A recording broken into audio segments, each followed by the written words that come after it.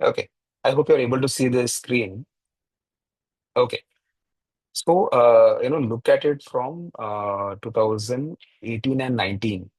This was the period when, like, for example, in 2018, all the large caps and all delivered very flattish returns, about 2% or so.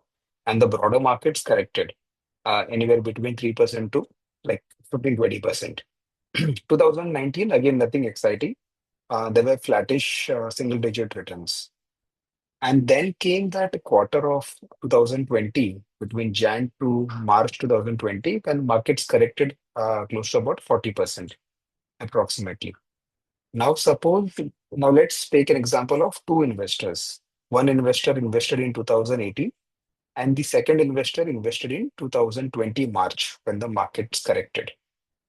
The investor who invested in 2018 is today sitting at anywhere between two times to three times his invested amount.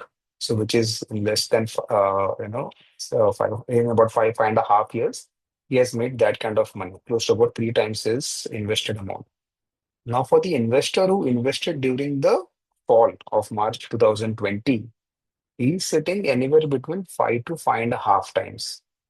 So that's the difference that you see.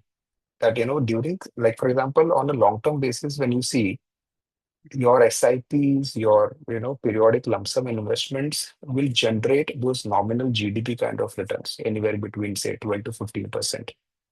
But there will be a time during this period when you will get those huge market corrections. And these corrections during this period when you invest, your portfolio CAGRs can actually go quite upwards of 15% over a long term. So I think this last 1 month that has happened, or you can say January 2020, January 2026 to now, as the markets have corrected close to 15%, I think this is a brilliant opportunity because at the index level it is 15%, but at the broader market level, which is, you can say from the 251st stock to about the 1,000th stock, which is the universe of small caps and micro caps, here the corrections is, very, very broad based. Approximately 500 stocks out of this 800 stocks have corrected more than 50%. So that's something which one should look at right now in terms of investing.